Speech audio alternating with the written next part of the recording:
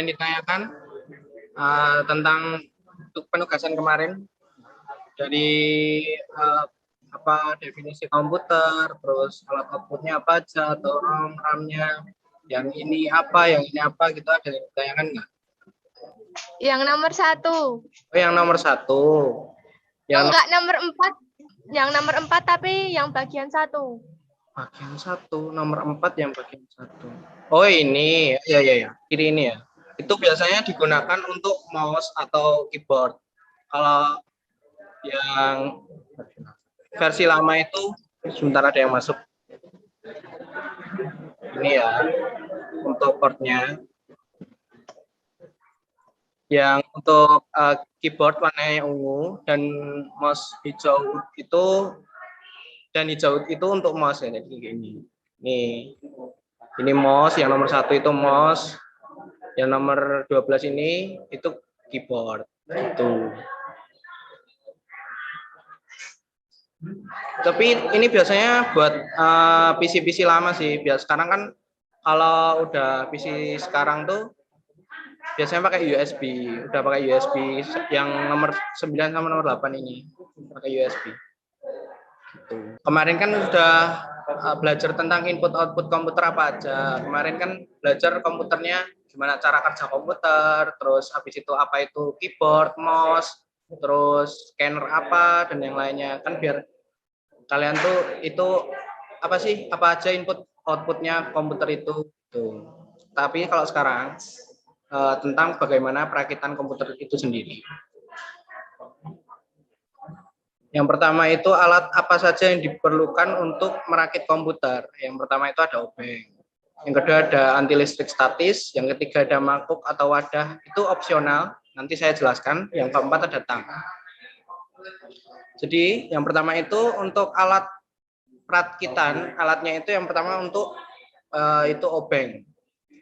Obeng ini untuk mengencangkan dan mengendurkan baut atau skrup. Biasanya yang obengnya itu yang plus minus, tapi yang gambarnya ini versi lengkapnya ya obengnya. So, habis itu ada anti listrik statis untuk menghindarkan kerusakan hardware yang diakibatkan karena listrik padam. Jadi kalau kalian itu kan lagi masang-masang apa itu ngubungin listrik ke komputer. Nah, itu kalau listriknya padam, biasanya kalau bahasa awame mati lampu. Nah, kalau mati lampu itu nanti pakai kayak gini buat ngindarin kerusakan hardware-nya gitu. Untuk ketiga yaitu wadah atau mangkuk. Ya untuk meletakkan skrup, baut, benda-benda yang kecil gitu untuk proses perakitan. Tapi ini opsional sih, bisa dipakai ditaruh kantong atau ditaruh mana bisa. Tapi kan lebih mudahnya itu kalau dikasih wadah atau mangkuk kayak gini. Tuh. Yang terakhir itu alat untuk perakitannya yaitu tang. Untuk mencengkram, memotong kabel atau memutar kawat gitu. Yaitu tadi alat untuk perakitan. Kita masuk ke penerapan perakitan komputer yang perangkatnya. Apa saja yang diperlukan untuk merakit komputer? Pertama-tama itu menyiapkan motherboard, memasang prosesor, ada heatsink, ada memori, ada VGA, langsung ada power supply dan yang lainnya. Tapi ini caranya ya. Kita kenalan dulu apa yang namanya itu motherboard. Komponen-komponennya semuanya itu komputer. Yang pertama itu ada motherboard, yaitu sebagai papan induk utama semua rangkaian elektronik terpasang. Jadi kalau ada semuanya itu ada tempatnya. Tempatnya itu namanya motherboard. Buat masang prosesor, RAM dan teman-temannya itu. Tuh. Yang kedua ada prosesor. Prosesor itu fungsinya untuk mengontrol keseluruhan jalannya sistem komputer. Jadi kalau diibaratin ke manusia itu, kalau prosesor itu adalah otaknya. Jadi otaknya komputer. Ini bentuknya ya. Maksudnya kalian udah awam ya kalau lihat komputer. Biasanya yang cowok-cowok kayak gini tuh tahu. biasanya sih. Yang ketiga ada RAM. Nah, kemarin kan ada RAM sama ROM. Tak kasih singgungan kemarin itu, yang RAM itu sebagai penyimpanan data sementara. Kalau ROM itu yang kemarin bersifatnya permanen. Nah, itu terus untuk yang keempat adalah heatsink namanya, sebagai pendingin prosesor. Jadi kalau prosesornya itu kan bekerja itu terusan, jadi panas, bikin panas komputer gitu. Jadi harus ada heatsinknya, pendingin dari prosesor. Untuk selanjutnya ada hard disk. Kalian tahu ada hard disk internal sama hard disk eksternal. Itu salah satu contohnya hard disk internalnya sebagai media penyimpanan data berkapasitas besar. Jadi kalau ada 1 tera, ada berapa tera, itu hard disk ini namanya, kayak gitu.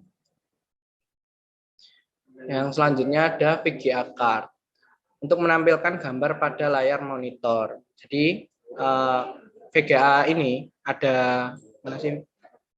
Ini ada penghubungnya ini. Terus langsung kabelnya kayak gini dulu. Langsung dicolokkan ke sini toh. Langsung masukin ke monitor. Nanti keluar gambar di monitornya. Itu fungsinya VGA. Untuk selanjutnya ada LAN, yaitu sebagai media penghubung antara komputer dengan jaringan. Jadi LAN itu ada yang masuk lagi. Nah. Kalau LAN itu menghubungkan ke jaringan ya. Jadi buat yang kemarin itu ya, konektor RJ45 ya.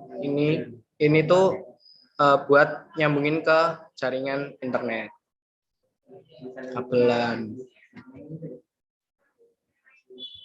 Selanjutnya ada CMOS, berfungsi untuk menyimpan settingan BIOS.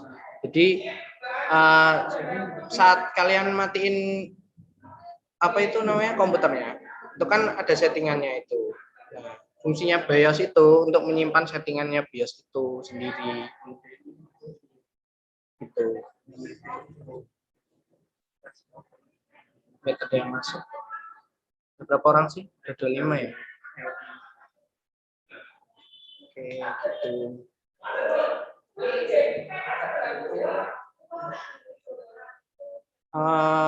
Ini perangkatnya ini buat pengenalan aja dari saya, untuk biar besok itu nggak kaget gitu masalah gimana apa itu, mana sih motherboard, mana sih itu prosesor, kayak gitu.